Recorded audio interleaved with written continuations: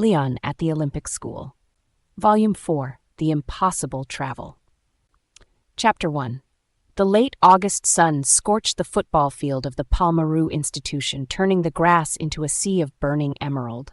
Léon Renart, alone under the oppressive heat, dribbled between the straw players he had set up to make his training more challenging. His shoes struck the ball with precision, echoing in the silence broken only by the distant song of birds. The shade of the surrounding trees offered little respite, but Léon did not slow down. After a series of goal shots, Léon collapsed onto the wooden bench bordering the field. Sweat beaded on his forehead and ran down his neck, soaking the collar of his t-shirt. Wiping the sweat with a worn towel, he looked around, his heart heavy with a feeling of loneliness. His friends, Élodie, Paul, and Léa, had left for the holidays, leaving a void that no amount of training could fill. Plunging his hand into his sports bag, Léon pulled out a bundle of postcards. He unfolded them one by one, each bearing the colors and landscapes of distant places. The first was from Élodie, her neat and meticulous handwriting describing her adventures in the mountains, where she was training with a local handball team. "Hi, Léon. The mountains are beautiful here. The air is so pure, and the training is intense. I can't wait to see you and show you some new muscle-building techniques you need to learn. Take care of yourself, Élodie." Léon smiled as he read these words, imagining Élodie facing the peaks with the same rigor she applied to everything she did. The second postcard was from Paul. His large and relaxed handwriting reflected his open and warm personality. He was spending his vacation in a small coastal town, helping his uncle renovate an old house. "Yo, Léon, I didn't think renovating a house would be so physical. I'm learning so much here. I might just switch to construction. We'll have plenty to talk about when I get back. See you, man?" "Paul." Léon smiled. Paul always found a way to turn the most mundane tasks into memorable adventures. Finally, he picked up Léa's card, the most recent member of their group. Her delicate and neat handwriting betrayed her nervousness. Léa was spending her holidays in the historic city of Florence, visiting museums and monuments. "Hi, Léon. I hope your summer is going well. I've visited some amazing places here, and I can't wait to see you all again. I already miss Palmaroux. Lots of love, Léa." Léon stared at the final, "lots of love," wondering if it held any particular meaning.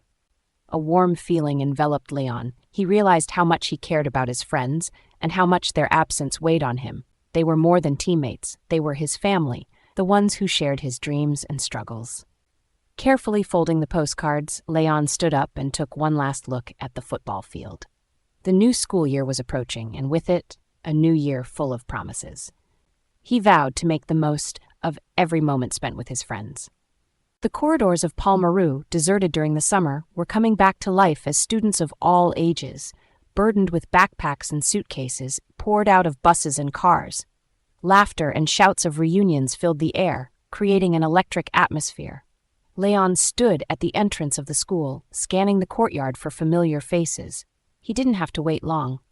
Élodie appeared, her long blonde hair flowing behind her, and Paul followed closely, his tall silhouette recognizable from afar. Léa, with her radiant smile, quickly joined them. They embraced each other warmly, delighted to be reunited after weeks of separation. "So, how were the mountains?" Léon asked Élodie, curious about her summer adventures. "Incredible," she replied enthusiastically.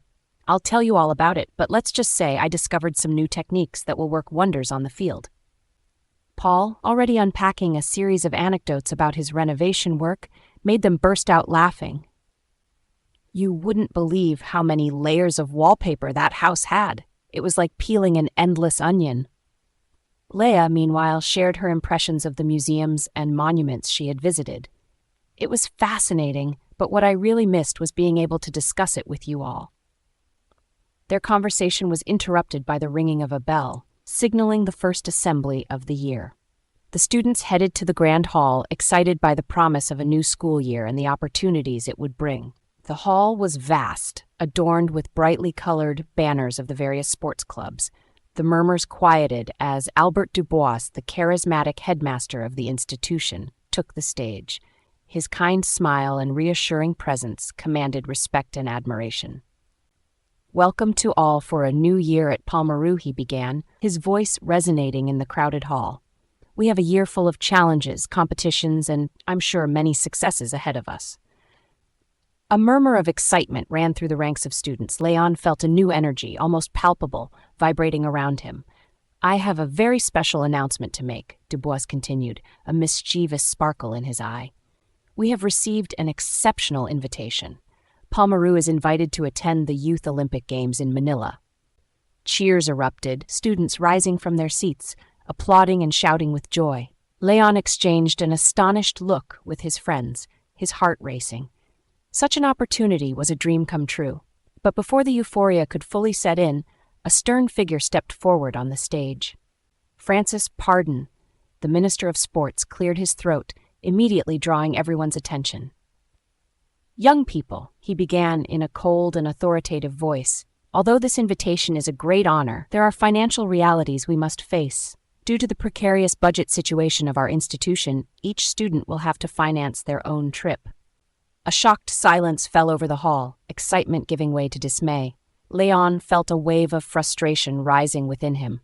How could they, most from modest backgrounds, afford such a trip?